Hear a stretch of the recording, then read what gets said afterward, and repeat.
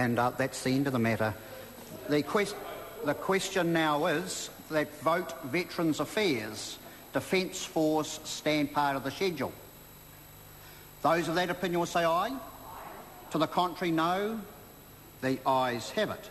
The question now is that Vote Veterans Affairs Social Development stand part of the schedule. Those of that opinion will say aye. To the contrary, no. The ayes have it. The question now is that Vote Education stand part of the schedule. I call Sue Moroney. Thank you, Mr Chair.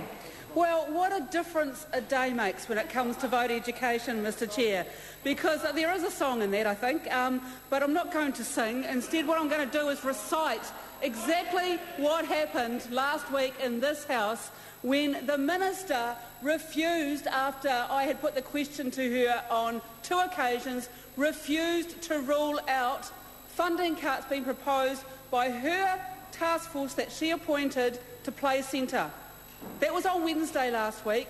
By Thursday, she was issuing a press statement ruling out those funding cuts. And I'm delighted with that result because Play Centre parents up and down the land were horrified that government was even prepared to contemplate the prospect of funding cuts of up to 70% for Play Centre children. And it was the pressure put on by those Play Centre families and also by Phil Goff, the Labour leader, and by myself during question time that turned the government around on that one and had them backing down within the matter of 24 hours. So, Mr Chair, what I do want to say is that what it means is that question time does work. Question time does work to hold the government to account in this House, and it can make a difference, and I was very, very pleased to see that indeed. But, Mr Chair, sadly, that's not the end of the story, because the government-appointed Early Childhood Education Task Force has further funding cuts that it is proposing to New Zealand families. And today I sought to get the Prime Minister to rule out those funding cuts, and he would not do that. Because the funding cuts that are proposed for those interested in listening to this debate are that funding cuts to 20 hours early childhood education. Funding cuts are being proposed by that Early Childhood Education Task Force for the subsidy for that. Now, Mr Chair, if those funding cuts were to be implemented, that would cost New Zealand families $50 more per child per week. Now, we already know that this government has caused fees to be increased in the early childhood education sector already with their funding cuts from last year's budget. And although the government has tried really hard to make it look like they have restored those funding cuts, in fact they clearly have not, because what we were able to ascertain through the estimates process was these facts, that the centres that lost funding in 2010 lost 13% of their funding when that government cut funding for 100% qualified staff to the sector. So they lost 13% in funding in the previous round. In the current budget round, what did they get back? Their funding rates increased by, wait for it, 1.1%. So they lost 13%. The government has returned 1.1% to them, and they are supposed to feel grateful. And they're supposed to be fooled into thinking that the government has actually closed the funding gap that it created in the former budget. And it's absolutely not correct, because not only has the government not done that, but the government hasn't even given them enough to break even.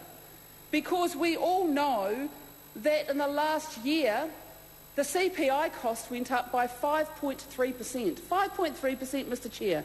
And here's the Minister thinking that the early childhood education sector and the families served by that sector should feel grateful because there's 1.1% increase in going into those funding rates. Well, it is not going to make ends meet, Mr Speaker.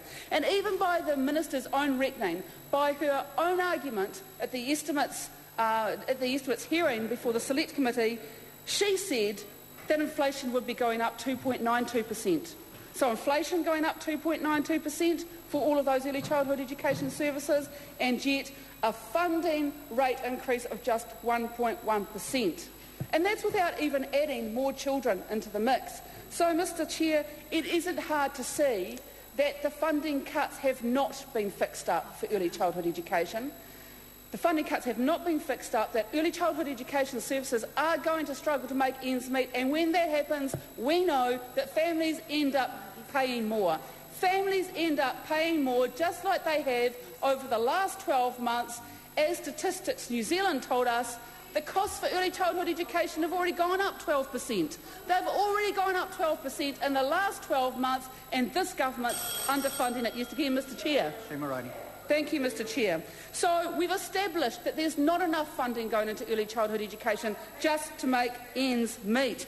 And the Minister came to that conclusion herself during the estimates hearing.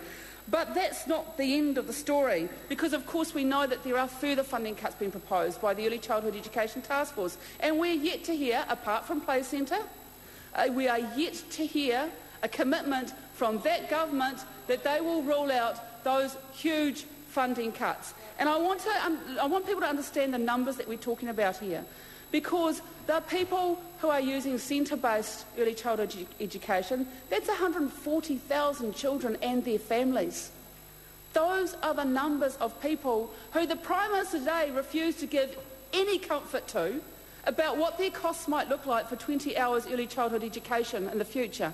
In fact, I think he was so flustered about trying to shimmy his way out of the question that he actually reverted to calling it 20 hours free. He did. He reverted to calling it 20 hours free, even though that phrase, the free part of that, has been banned by the Minister. And here's your Prime Minister standing up today using the word free, banned by the Minister, because he got so flustered about trying to shimmy his way through, giving no commitment to New Zealand families about what their costs will be in the future for early childhood education.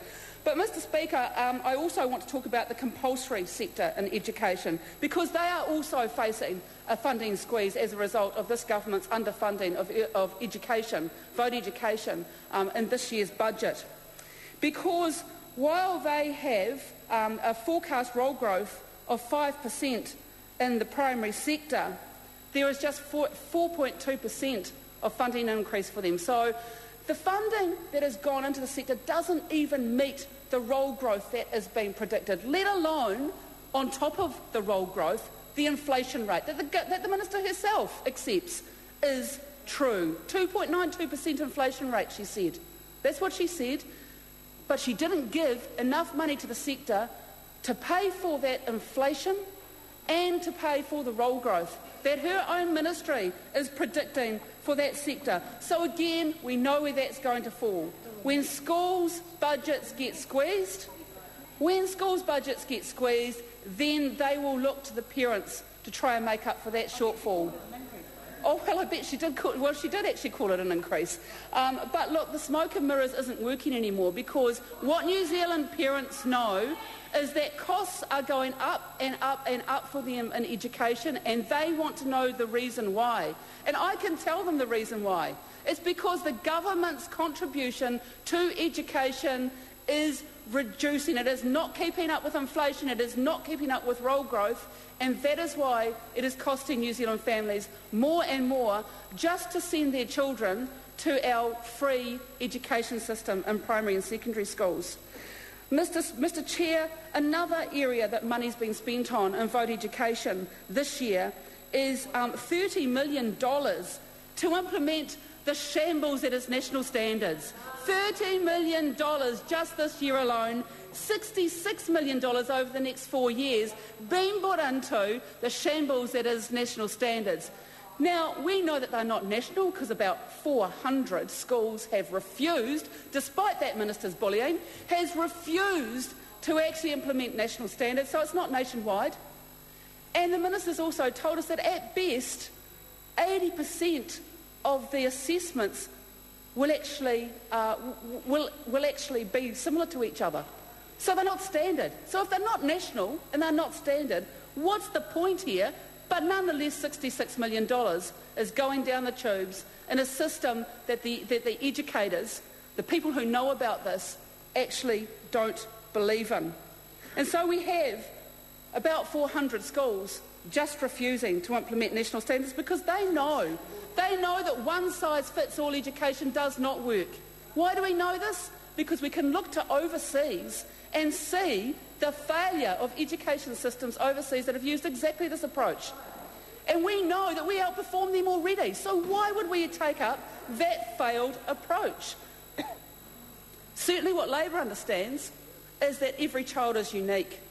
And every child has their own ways of learning. And putting them into little boxes called national standards, developed by that minister, who I don't think spent a day in a classroom, that is not the way to actually have our children being educated. Oh, Alan Peachy. Mr Chair, goodness gracious me.